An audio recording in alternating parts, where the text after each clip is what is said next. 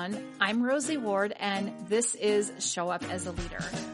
I'm excited to be back from our summer plot twist, doing a mini book club, back to the interview format. And my guest today is Mark Kenny. He is the president and chief hippo of Hippo Solutions. And you will learn more about what that is and the significance behind the hippo during our conversation. He is, besides being an author and president of Hippo Solutions, he's a keynote speaker, and his focus is working with leaders who want to eliminate territorial thinking, create an unstoppable strategic alignment, and build a stronger leadership team. He's been doing this work for over 25 years and has improved the results of teams in hundreds of organizations. He originally was in IT and operations and then later moved into keynote speaking and consulting. And we had such a fabulous conversation, and there's so much synergy. We are both huge fans and users of Pat Lencioni's work, and we are members of his Consultant and Practitioner Alliance program about building organizational health. And just really interesting to talk about how he approaches it, and just he showed his own humanity. And it was such a lovely conversation. I think that you're going to get so much wisdom and inspiration and insights that whether or not you are a formal people leader, things that you can do today to start to be more effective, because the reality is that everything we do is in collaboration and connection with other people. So here we go. Enjoy. Wonderful. Well, Mark, I am super excited to be talking with you today. And, you know, when I was reading your book, I was like, oh, he's a fellow Pat Lencioni fan. And then I forgot, oh, we're both in his Consultant and Practitioner Alliance group. No wonder we're both like organizational health, like geeks or whatever. So anyway, I'm super excited to be talking with you and promote your new book and just talk all things teams. Thanks, Rosie. Thanks for the invitation. And yeah, I realized we were both part of that group as well. So similar passions, I suspect. Yeah. Well, as I was reading, I was like, is he in Kappa Pro? Is he in Kappa Pro? And then I went back to your LinkedIn profile. I'm like, oh yeah, okay, that makes sense. So anyway, super, super excited to hear how you're applying that work. So we have to start with, I'm obsessed with the name of your company and your title. So you are president and chief hippo of Hippo Solutions. And I know your book is called The Hippo Solution, which we're going to dive into. You have to tell me where the hippo thing came from. You know, so many people ask me that. It's funny, which is great, right? Because it's the perfect name, because nobody forgets it and everybody asks me about it. And I wish I could tell you there was some big strategy behind how I named it that. But, you know, I used to be in software and IT, and I started transitioning myself into something that was a little more making a difference in the world, if I could put it that way. So I rebranded, but I was like, I didn't want strategic consulting services. I wanted something fun. Like this should be fun. And so I found a name. I finally settled on hippos, because I've always kind of liked hippos, and the domain name was available. That's the story. Now it's come to mean a lot since then, but really I just wanted to have some fun, get a name that people would remember. Yeah. Yeah. Well, I love it. It kind of reminds me when I was looking for Salveo partners at the time. I was like, okay, I want something that's different, because I was looking at boring names. I'm like, nope. And so then I went the route of Googling like Latin and Greek names for stuff and landed on something. So I get asked all the time, what the heck is Salveo? It's the Latin word meaning to be well and in good health, but it's a conversation starter. So I love it. Hippos are fun. I love that. I love that name. And you know what? I did the same thing. I couldn't come up with the Latin name or whatever. So I finally got, okay, let's go to animals. But I did the same thing. That's great that you found something that made sense. That would probably be Sparkles and Unicorn, but they wouldn't take me seriously. So there you go. Right. Yep, that's right. That's right.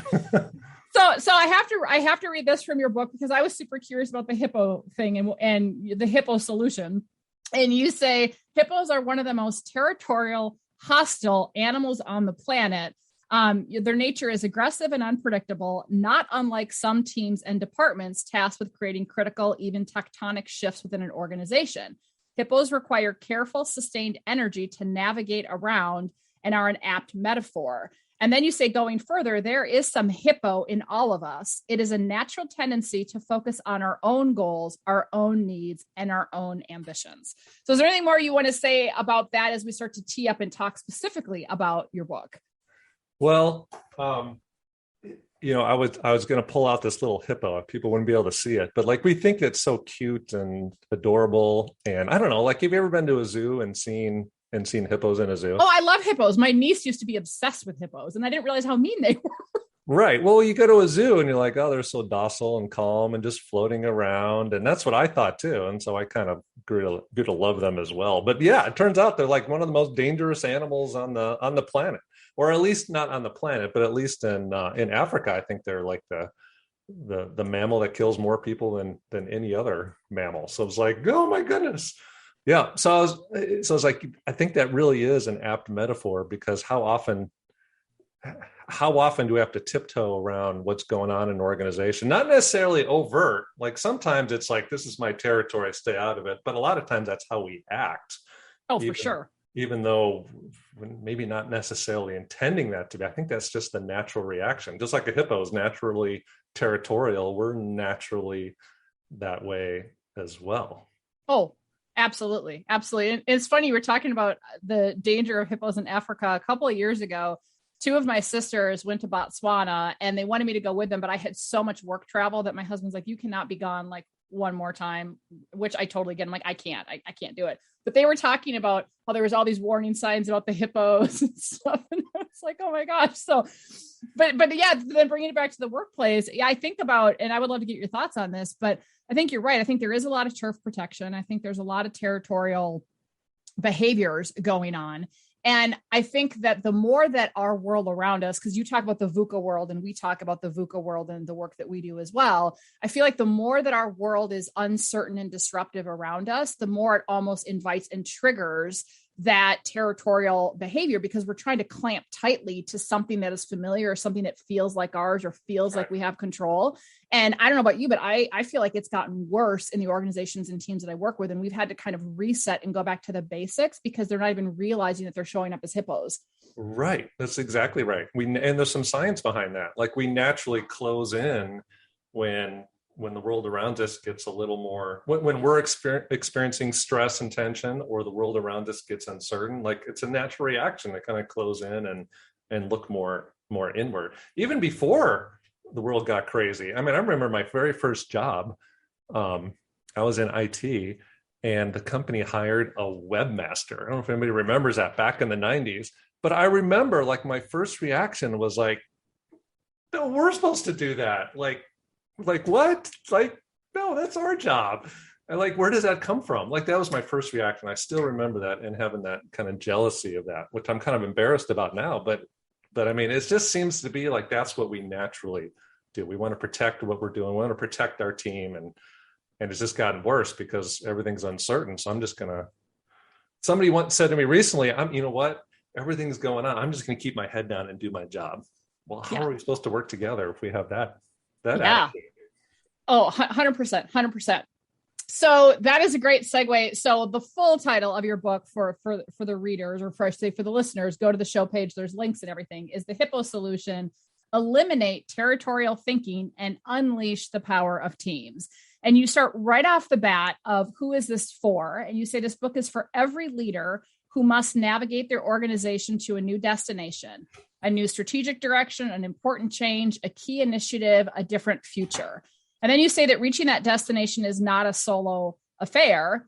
Instead, the ability for leaders to get their teams, departments, and divisions working together without territorial thinking is the key to reaching that destination quickly and successfully. And I love that, because a couple things is, one, in our book and the work we do, we talk about 5 rehumanizing principles. And the 5th is find your tribe. And it's not go find people who are like you and be territorial. It's literally, this isn't a solo journey, right? Culture and effectiveness is not HR's job or the C-suite's job. It's everybody's job. And so it's, how do we reach across and seek out people who are different? You talk about, getting to know somebody with everyone in the organization. Like, we have to build those relationships and work together. So that first, I just love that, because there's such alignment. And the other thing is that, and I would love to get your thoughts on this, but in the work that we do and kind of the focus of this podcast is, yes, people who have formal leadership roles and responsibilities within an organization have an additional burden. But the reality is, in this VUCA, volatile, uncertain, complex, and ambiguous environment, we need everybody to start to step up and show up as a leader and to not be territorial and to bring their best self forward. And so you reference a book that I also love, General Stanley McChrystal's Team of Teams, and what he learned. And so can you talk a little bit about why in this VUCA environment, being able to get outside of ourselves and being able to collaborate with others and really work on a team level versus silos is so important? Well, you referenced General McChrystal's book. So he talks about how the world is becoming so complex and integrated, like it's almost impossible to accomplish anything of significance without doing it as a team. And I've used that word as a team in a general sense, like not just my little team, but the whole team. I mean, who doesn't have initiatives that are crossing boundaries and functions these days? So how are you going to achieve anything of significance without reaching out to other people? I was just watching a Netflix special. I don't know, it caught my eye. It was about black holes, which are kind of mysterious, but it was about this black hole initiative. They wanted to get a picture of a black hole, like what a black hole looks like, and solve this paradox. Well, the only way they could do it is to have a telescope the size of the whole Earth, which obviously isn't going to happen. So instead, they had a collaboration with a bunch of different scale telescopes all around the world, pieced them together, and produced, like, totally raised our knowledge about a black hole and what it looks like. But that's only through all these different people working together. That would never happen if every telescope was just focused on their own, was focused inwardly. I think that's an example of, like, in the world we live in, if we're going to accomplish anything of significance, move forward, have a great culture, have a place where people love to come to work, it's got to be together. So it doesn't matter if our senior leaders even aren't doing a great job. I think sometimes we use that as an excuse. We all have a responsibility to make it a great place and to accomplish something together. Yeah, absolutely. I always say that we can't wait for our circumstances to be perfect or blame our circumstances for why we as individuals can't show up as great, why we can't show up and try to make a difference.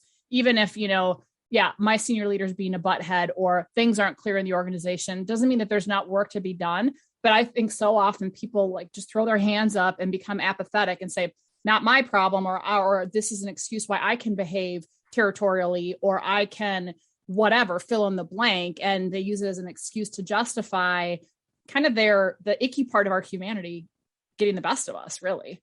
I love that. It's easier that way, but I love that. And when is the circumstances going to be perfect? And if we wait for that, that's never going to happen, right? So Let's go out and change what we can where we're at.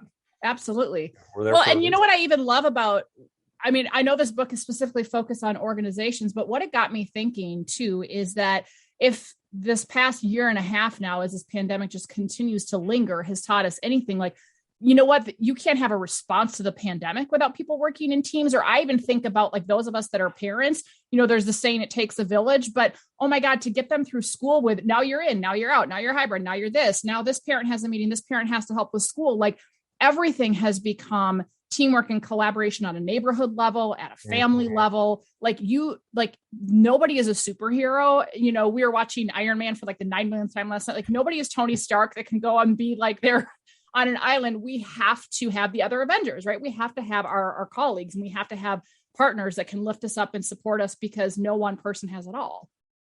That is exactly right. That's a great way to put it. And as everyone's coming back to work and dealing with all this, like if we're not going to do it now, when are we going to do it? Like, I think this is a great time as we're dealing with all this to say, hey, how can we come together and work together to move forward?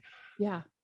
Well, it takes another level of intentionality to do that when, for those that work at workplaces where people have been remote, either fully remote or partially remote. And how do you intentionally create teamwork when you can't rely on those accidental run-ins or just popping over to someone's office or cube or running into them at, whatever the break station is or whatever it might be. So I think that's a good segue. You have so many like tangible, great nuggets and steps in this book.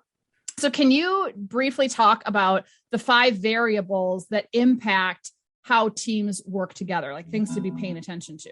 Sure. Well, one of the things I looked at, because I went into a lot of different organizations to try and improve their software and processes and so forth. That's kind of my background.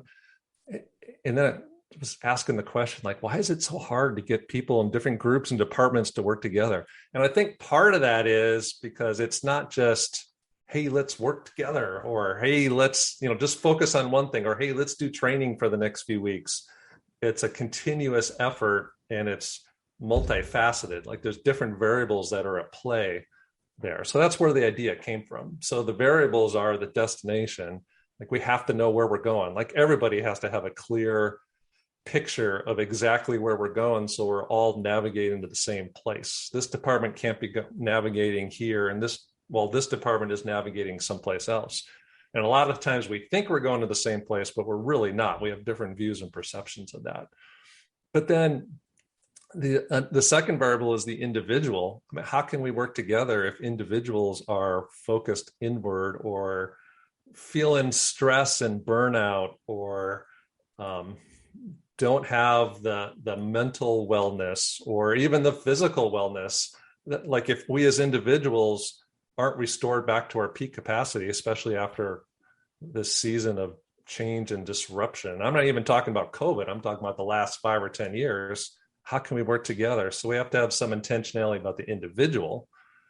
And then we have to have some intentionality about individual team units. Our individual team units have to be strong in order for teams to work together. So that's a third variable is teams. And then there's gaps. The gaps between teams. How do we attack the gaps between teams so that they work together, share information? And then the last one is constraints. I came up with those first 4 variables, and I was like, boy, it's just not quite that easy. There's constraints, organizational constraints, and really even since I wrote the book, I think there's team and personal constraints that keep that from happening. And so we need to address and remove some of those constraints as well. So I think what works is a multifaceted approach around all those 5 variables and having intentionality around all 5 of those. I love that. And obviously you go into depth with each of those in the book, which I also appreciate. And what I love about your multifaceted approach is I think that too often people try to oversimplify things because of our own discomfort with the complexity. But the oversimplification leads to like what I call a whack-a-mole approach, right? And it's not effective. And so I love that, as you talk about, having that destination, one of our rehumanizing principles is build a lighthouse. It's having that clarity of purpose, clarity of values, clarity of where we're going on the organizational level, but also the individual level. And are they kind of synced up? But you also talk about that team level, which is so important, because how often does an organization have a clearly established why or purpose, or they actually have done the work to operationalize their core values into concrete behaviors, but it falls apart 3 levels down, or they're ignoring and there's not an embracing of accountability. Well, this division or these leaders over there aren't really showing up in alignment with who we say we are or who we want to be, but they perform. So we're going to ignore it, which then just erodes all integrity, all credibility, all that stuff. Right. One of the things that you talk about that I love, and you said this, is so often we hear about break down the silos, break down the silos, break down the silos. And you have a really interesting perspective on this about not breaking down the silos, but looking at the gaps. So can you just say a little bit more about that? Because I thought that was fascinating. Well, I think silos are actually healthy. And I should say, I understand the sentiment, like to break down the silos. And I know what that means is to break down the barriers between groups. And that makes sense. But in some respects, silos are healthy. Like those individual teams give us a home. There's a reason that we created them in the first place.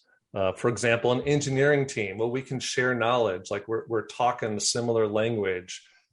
We appreciate each other. Like that's our home. Like that's our place in the world, if you will. So we don't really want to break that down. We want to strengthen that, have that be as strong of an engineering team as we possibly can with all the behaviors that go along with that. But we want to connect that to other silos, if you will. And that's probably not the right word, but connect that to other teams so that information is flowing freely between teams, but we want those strong individual units as well. We want the best of both worlds. So I think it's more about how do we connect the the silos, how we connect the units instead of breaking those down, I think is a helpful perspective to look at it a little differently, because breaking down the silos isn't working. We still have those out there all over the place. Yeah. I love that. And I like that idea of you have a home base. And so some of the work we also do is about really creating psychological safety and transforming work team culture. And both psychological safety and culture actually reside at that team level. So if you don't have that home base, right, where you can go back and kind of have your community or have your whatever, and then know how to play well with others, I think that would be really unsettling, and people might even be floundering more. Or where do I belong, or where do I fit in this organization? Like, we need some kind of home base. So I love the way that you're thinking about that. Yeah. And I think you could even, so if I'm a manager or project manager or somebody, like I have this team, like take some responsibility to build the right behaviors, the psychological safety. Absolutely. And the other nuance to that, I think, is there's a lot of teams now that are cross-functional matrix teams. Ramp them up, bring them down quickly. Like most people are in multiple teams, 2, 3, 4, 5 teams. Executives are in 5 or more teams that they meet with and work with. So in some sense as well, at a higher level, we really need a cohesive framework and language. Like, what does it mean to be a team? How do we create that psychological safety? What behavior should we expect? So no matter what team I'm working with, even if it's a temporary team, it's I know what I'm going to expect. We know what the expectations are and hold teams accountable for that, even if they are cross-functional temporary teams. And so I think that's a nuance in addition to what we were just talking about, where I've got that home base. I've got that place I feel safe. That's my home, if you will. Absolutely. It reminds me of, I don't know if Simon Sinek coined this, but I know he's said this, where he says, a group of people does not make a team. So just because like you might have your home base team, but like you talk about, I know many of the formal people leaders and executives that I work with, they have their executive team that makes decisions for the organization, but then they are on cross-functional teams. Like there's a strategic planning group here, or maybe they have strategic alliances with other organizations. And so they have work group teams here. Mm-hmm. And so it's really, how do you form those as teams where people can work effectively together? Maybe it has a different function, but they need to do that. And then they have to be able to play well with all the other teams and everyone kind of going in that same direction. Right. If you want that to be a strong team and have great performance. I mean, even a lot of talks today about, let's take like diversity. How can you have diversity if you don't have psychological safety, trust, even conflict in teams where it's okay to have an opposing voice and a different opinion and so forth? That's why this is so important. There's multiple reasons why it's important. Absolutely. Absolutely. So with that, I love that you give very concrete examples, and you have a whole host of resources that go with the book that people can go with. So making it super tangible and applicable, which I love. So this is probably a good transition to, you talk about 5 transformative actions where the power is unleashed within teams. Can you speak a little bit to them? Yes. So I wanted to make it a little more concrete, not just the variables, but like, what do we actually do? Like, what are some concrete actions that leaders can take, managers can take to put this into action? And then what I tried to do is give some concrete ways for them to do that. So each variable comes with a transformative action. So take the first one, for example, like the destination. And this is one I wrestled with a little bit, Rosie. What do we need to do with the definition? I came up with simplify. I think that's the word, is to simplify the destination. And I use the example in the book of where I use some flying examples in the book because I had my pilot's license, and that's just me. That's one of the things I love doing. And there's this maneuver that we did where my instructor would pick a field or pick a house down in the field and told me to circle around that. And I was supposed to circle around that and stay the exact same distance around that, the exact same altitude, all the way around that. Long story short, that's what we need. So it didn't matter how much turbulence there was or how much wind there was. I had that. It was so simple. I knew that was my reference point. And that's the level of simplicity that we need, that every person in the organization needs to know exactly where we're going and how I connect with that. And I think a lot of people are confused. There's a 5 or 6 page list of strategic priorities, for example, like that's not simple. That's complex. I don't know how to be a part of that. Or everything is important. Like, with Patrick Lencioni, he says, if everything's important, nothing's important. Yep. Or, yeah, I get it, but I don't really know how our team fits into that or how my work fits into that. So it's got to be so simple in people's minds. So that's one of the transformative actions. That's an example of. Yeah. I love that. And it does make me think like some of the organizations I work with, they have these, there's nothing wrong with them. They've got these great strategic plans. And like you said, all these different priorities. And then what happens is then they've got all these different owners of that section of the plan, and they're off like doing their own thing. And there's all kinds of work going on, which is good work. But to your point, it goes back, well, what are we ultimately trying to do with these strategic priorities? What are we ultimately trying to accomplish with these objectives for the next year? And so one of the things that you mentioned in your book that I also love from Pat Lencioni's work is the rally cry. Like, okay, you know what? Yes, here's our mission, here's our purpose, here's our values. This is who we're trying to be in the world. And for the next 6 months or the next quarter or this next year, like this is our rally cry. What is the one thing we can all get behind? And then that is that lighthouse, if you will, for my respective department. Oh, okay. How am I going to be safer? Or how am I going to improve communication? Or what are the processes that we need to evolve and shore up to be able to better do whatever that rally cry is? And so I think when you talk about simplify, it's, can you make it really clear so that no matter who you are in your organization, you get like, this is what we're trying to do. And this is how my piece of the puzzle fits in so that I have fulfillment and meaning in my work. Because otherwise I feel like I'm just here. I'm filling up time. Like if I don't know that my work matters, that it's really easy to disengage. Yep, that's exactly right. I need to know ultimately where we're going. I need to know what's important right now to the organization. And then I need an immediate objective for our team of how we're going to support that. Yep. And one of the things, and I would love your thoughts on this, one of the things that I will say to groups and teams that I work with, because again, going back to, we're going to blame the circumstances. Well, you know what? If the executive leadership team is, has a gajillion priorities and hasn't simplified it for us, or we're not clear, well, then we're just going to sit back and keep doing the status quo, or we're going to rebel, or we're not going to, play nice because we don't have to, because they're not doing their job. And I always go, you know what, if you don't have that clarity, we have a responsibility, I feel like, to ask for the clarity that we need so that I know, okay, how does this serve this? And sometimes asking that question is transformative in and of itself, because like, let's say your leader doesn't know. Well, can you go get that clarity? Or, they might go, gosh, I have no idea. And they're trying to effectively lead their team. So I think that there's a way we can also use that to lead up if that is absent or not as clear or strong as it could be in an organization. I think that's really good, Rosie. I think that's a great perspective. Yeah. And some leaders, it may be clear to them, but they may not even realize that it's not clear to the person a couple levels down. Be like, well, yeah, don't you know what? Well, no, I don't know. Right. So I think that's great. It could provide clarity and make sure that they're clear and expose for them that there is some clarity or a lack of clarity. And the other thing I think that somebody could do, not I think that they should do, is if there's not that clarity, because honestly, I'll ask you, like, how many times is that clarity just not exist? Like, it's just not there despite our best. I would say the majority of the time, because that's part of the work I do is helping extrapolate that out. Like, what is this? And have you translated that and communicated that? And usually there's like a deer in headlight look. So I would say I don't think it exists very often, unfortunately. So if I'm sitting down as a manager or project manager, and yes, I'm trying to get that, but I don't, it's still not clear. Well, how can I still, to your point, I can sit back and throw my hands up. That's one reaction.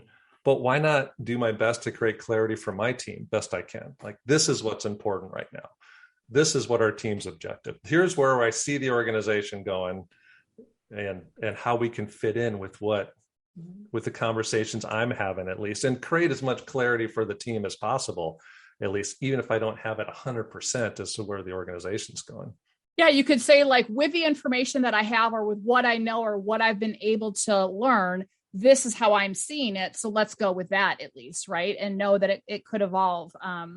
Because I think that especially the larger and more complex an organization gets, that's even more so. But I even see it happen in small organizations where, yes, and people aren't clear. And I think this gets into a vulnerability piece and a psychological safety piece if I'm not clear. But if I view asking for clarity or saying I'm not clear as a weakness because I think that everyone else is clear and I should be, that's a problem. Or if and I know you talk about the individual transformative actions in the book as well. So it's not just I need to be whole and I need to, take care of myself and not be burned out and all those types of things, but it's also, have I done the work to realize that it's an act of courage to actually be vulnerable enough to say, hey, time out, I'm not clear here, or I need help, or what the heck are we doing here? And I don't think enough people do that either.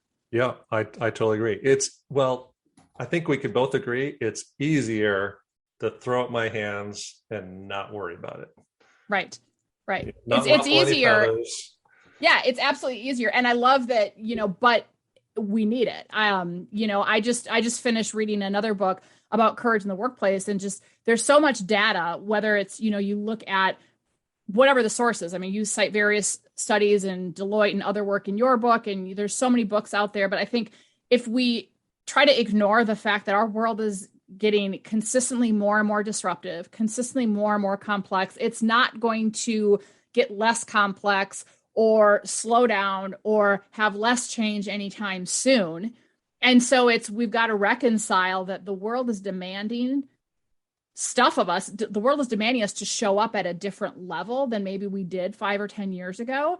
Mm-hmm. But then we've got our human DNA that isn't quite there yet. And so talk about a gap. We need to shore up that gap of how do we equip people to actually show up and effectively meet the challenges that this VUCA disruptive, fill in the blank world is asking of us and demanding of us, really. Yeah, I think you're right, Rosie. I believe that if it's not the number one skill, one of the number one skills for leaders going forward here is going to be, how do I get people working together? Yeah. Well, and that's a great segue as you talk about this towards the latter part of your book. And you actually say, in these times of change, uncertainty, and new generations in the workforce, we need a breed of new leaders. We need leaders who don't believe that they have to be in total control at all times, but who understand that it's courageous to be vulnerable. Leaders who don't always have to be right, but who understand that their team members know more than they do. Leaders who don't need to get credit, but who are satisfied with the success of their team and their customers. Leaders who don't lose sleep over their own success, but lose sleep over the success of the people on their team.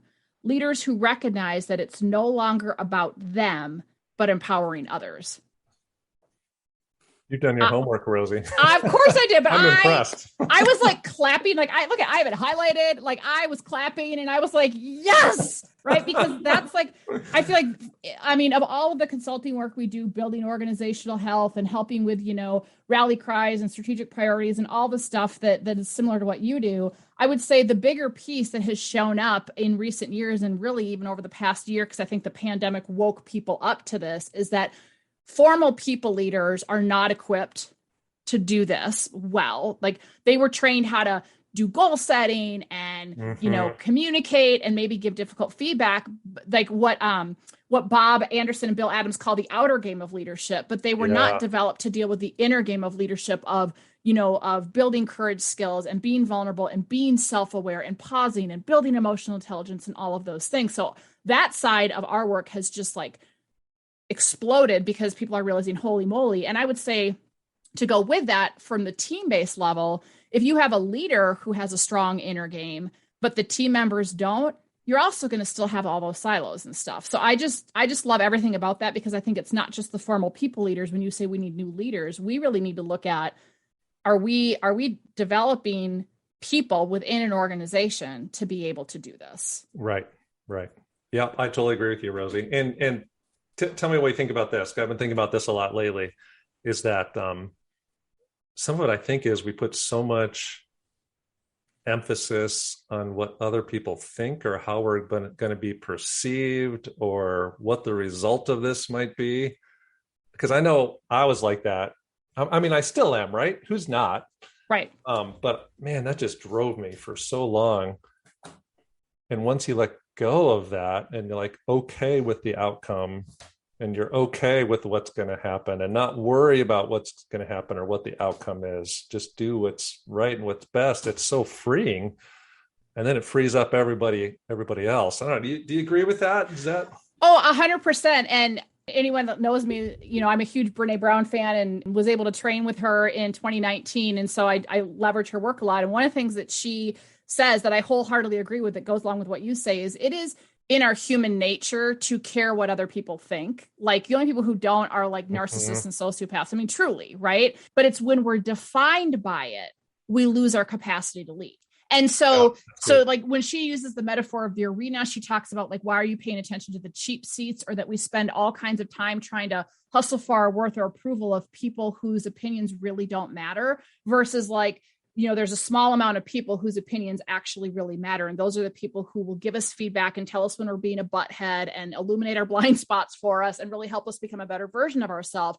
And those are the people we want to listen to versus, the cheap seats, the internet trolls, those types of things. And so I think you're right. And I think that, on a day in, day out basis, do I have thoughts of like, oh, what are they going to think? And then you kind of get grounded. And this is where like, if you know your own core values, like if I know who I'm trying to be in the world and I know my core values, instead of getting caught up in what other people think, I can ground myself and say, if I'm showing up and aligned with who I authentically am, then you know what? Not everyone's going to like me. And that's okay. I know that I am, being authentic. I know I'm trying to make a difference here. And I think that is the key. If we haven't done that work to get clear about who we are, who we're trying to be, we have guideposts that tell us when we're in and out of alignment, and we are paying attention to the people whose opinions matter.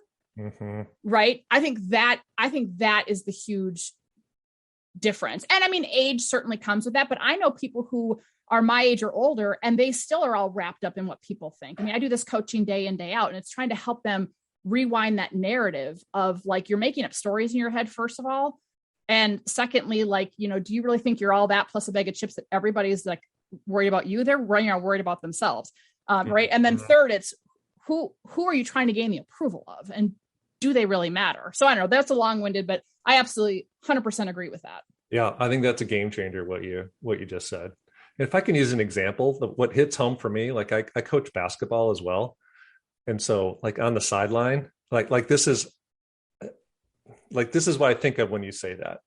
Like if I'm on the sideline and I'm thinking about what the parents are going to be thinking or how they're going to be looking at the strategy on the floor, or what we're like, I know I'm going to screw up as a coach, like doing something and think back, oh, we could have done this better. But if I'm thinking about that does the girls I coach a tremendous disservice, and they feel that. But if I'm just coaching on the people that matter, what you just said, to reinforce what you just said, then it's freeing for them, and it's a much better team environment because I've got a better motive. That's what I think about. That's what resonates for me when you say that. Like it's a real impact, what you're saying.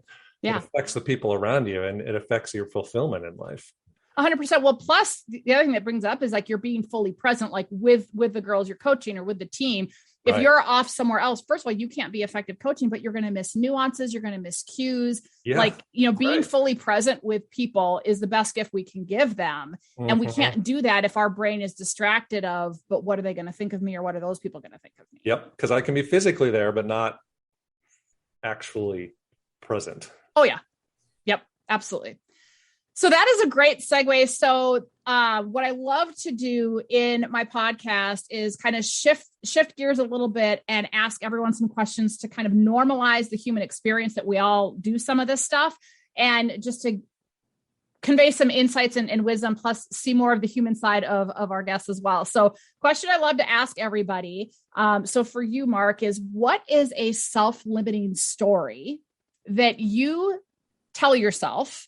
And how do you move beyond it when it shows up so that you can still show up as a leader? Yeah, that's a great question. Oh no, I don't have any self-limiting stories. You're a robot. You're not a human. I have to actually like do what we just talked about. What do you mean? No, I'm just kidding. I think the self-limiting story, as I was thinking about that, is like, I'm not good enough.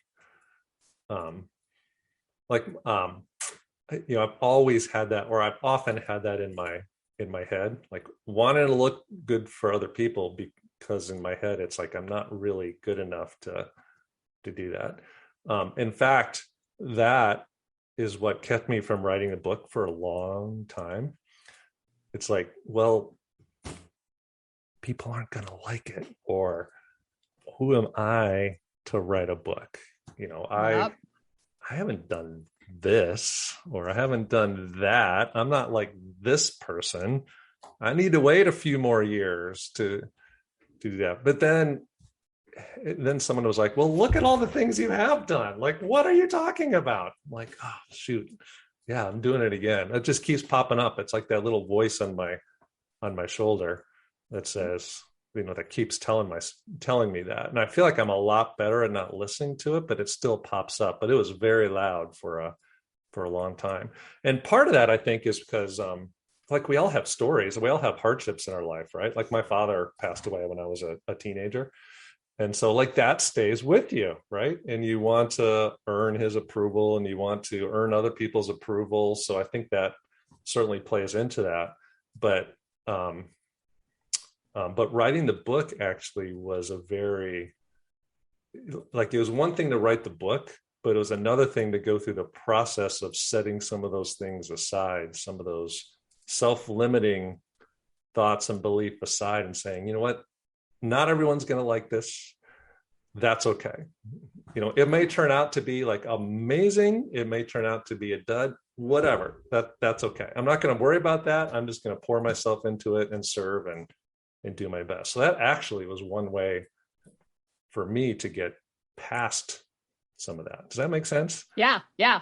Well, and first of all, this is what I say to a gajillion of my coaching clients, but congratulate yourself on being human, because that not enough voice is so universal and happens all the time. So besides the book, I guess, if that shows up of like, oh, I'm not good enough here, or, oh, they're going to think that I don't know what I'm talking about, or whatever, is there some kind of practice or self-talk or mantra or something that you say that kind of gets you out of that, that thinking mode? Well, not necessarily mantra or self-talk, but reading, like reading scriptures and things like that. Because I have a fundamental belief in God, and so coming back to that repeatedly is something that grounds me, if you will. Like it's not me; it's something bigger than me.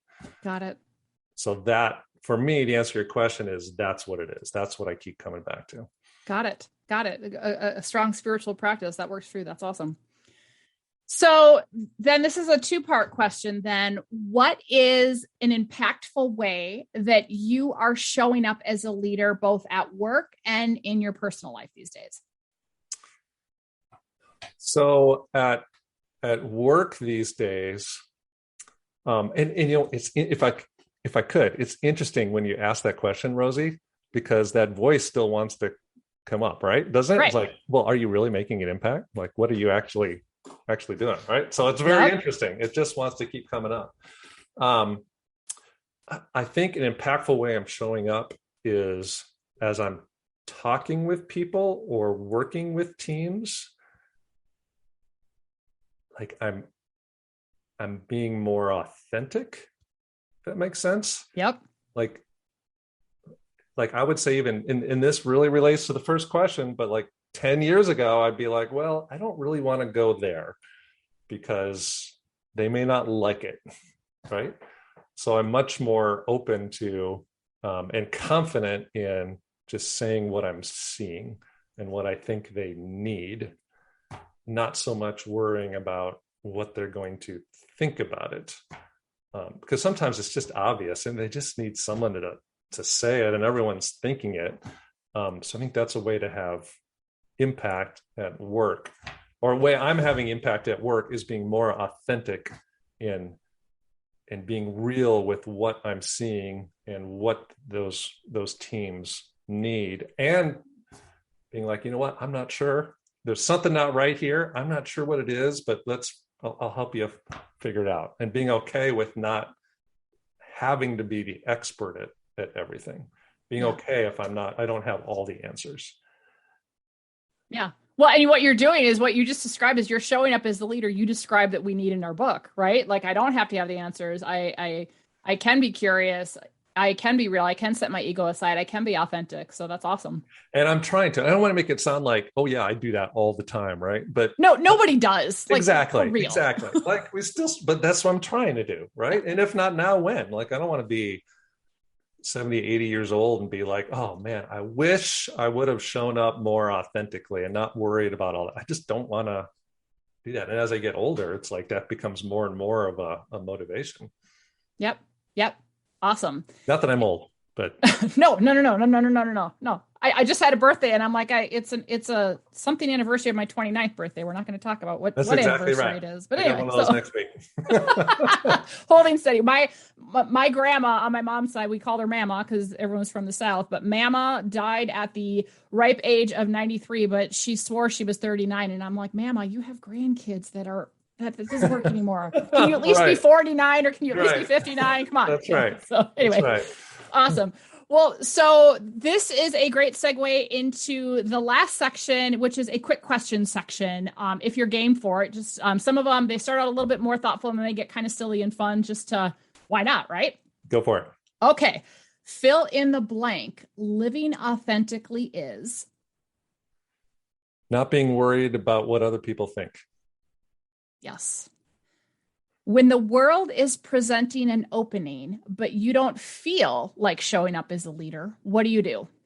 Take action anyway. Love it. When's the last time you were courageous and how did you show up? Ooh.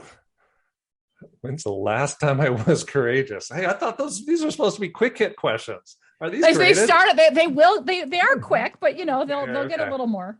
When's the last time I was courageous and how did I show up? Oh boy, that's a great question. I think it might have been related to basketball, actually.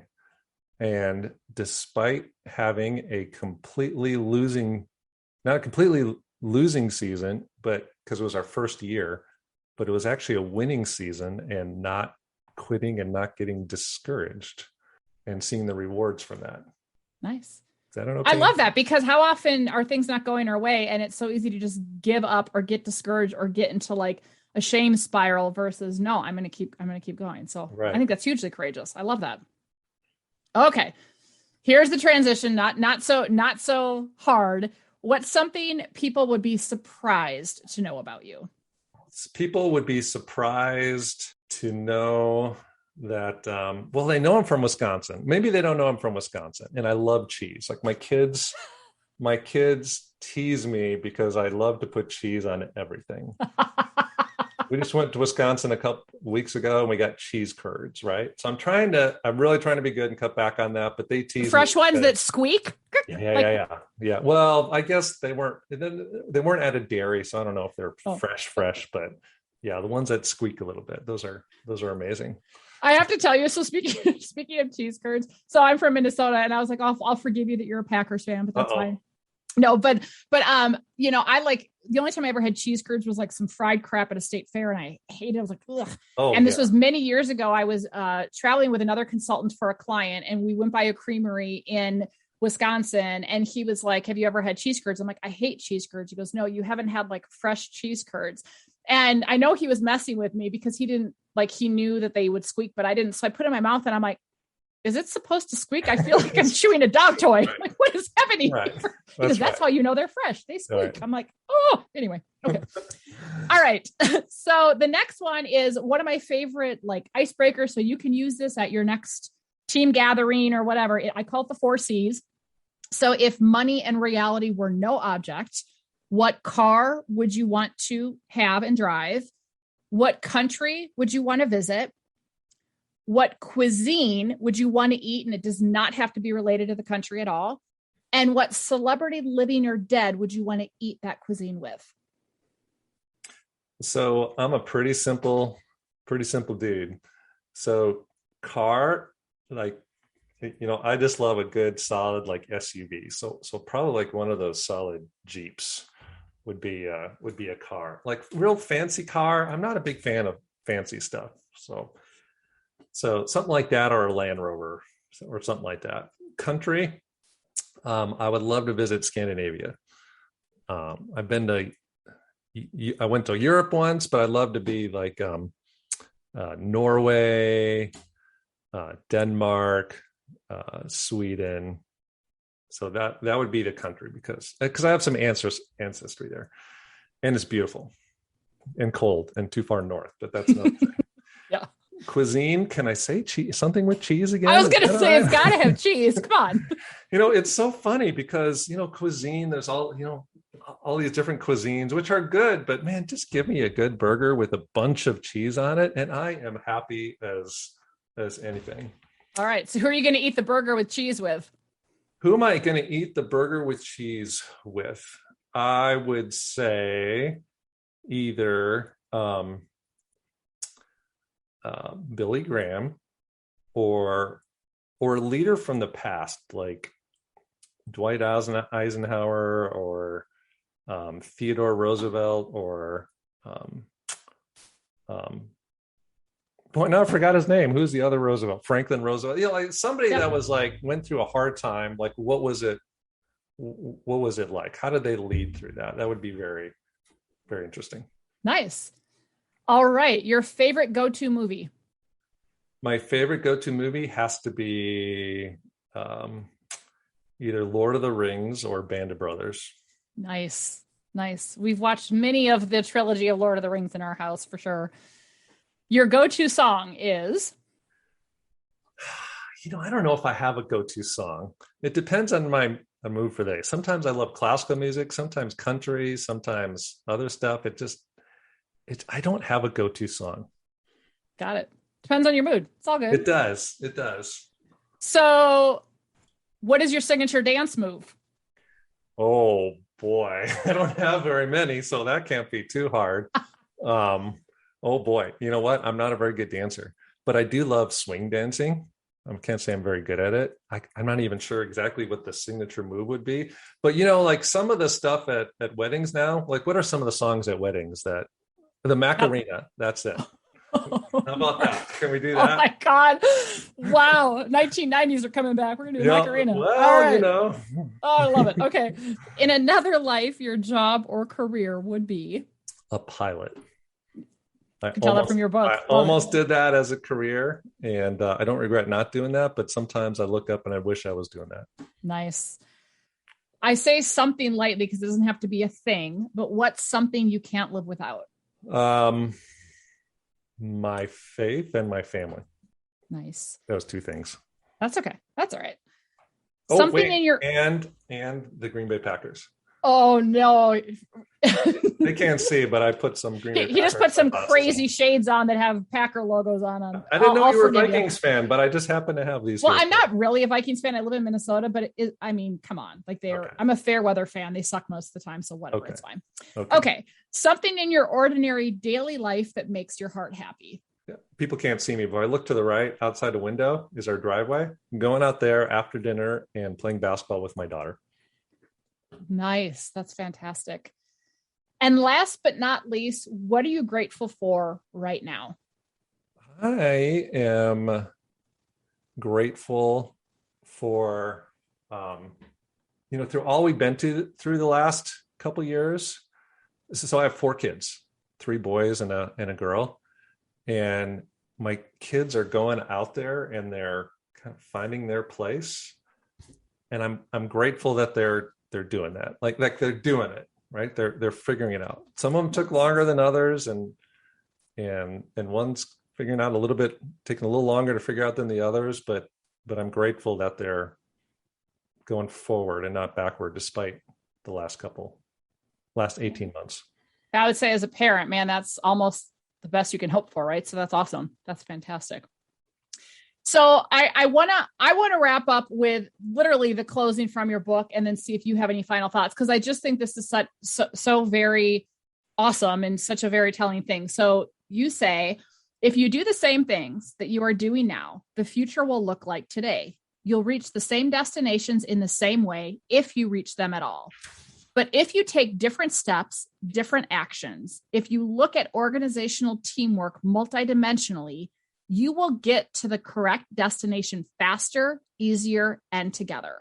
The distance between not working together and working together is not the gulf that we think it to be. It starts with taking one small action step today. My challenge to every leader is to create a world of organizational teamwork where every person and every team works together cohesively to both achieve significant objectives and to create an environment that is flourishing for everyone involved. So if you were going to impart one small action step that you would like to see people take, what would that be? You've asked me a few things, and for one thing, I've given you two. I'm going to give you two. One would be to just decide not to be satisfied with the way things have been, like to commit to making a difference in the world by bringing people together. I mean, we need that more than anything. And two would be to go have a conversation with your team, whoever it is that you're leading, even if you're not officially a manager, and ask some good questions about where are we going? Where do we want to be in a year, 2 years, 3 years? And is what we're doing now going to get us there? I love that. That's something that anybody can do regardless of the role. So easy. Mark, it has been such a pleasure, and I love the work you're doing, and I'm super excited to stay connected and collaborate. And just thank you. Thank you for writing this book and getting out of your own way. Thank you for the work that you're doing, and thank you for being here today. You're welcome. And thank you. I really enjoyed the conversation. Thanks for the work you're doing. Thanks for taking the time to interview me. I really appreciate it. Yeah, it was my pleasure. Thank you so much for listening to Show Up as a Leader. If you haven't yet subscribed, you can find us on Apple Podcasts, Spotify, or anywhere else you get your podcasts. I'm Rosie Ward, and you can find me online at drrosieward.com, where you'll be able to sign up for my newsletter, check out the books I'm reading, and hear from the people I'm talking to. You can also get more information on what I'm up to professionally, including my coaching and speaking services. You can also find me on LinkedIn at rward, Facebook and Instagram at Dr. Rosie Ward, or email me at rosie@drrosieward.com. And I just want to remind you to remember that you have the choice every day to show up as a leader. So choose courage over comfort, embrace your humanity, and never, ever dull your sparkle. Take care, everyone.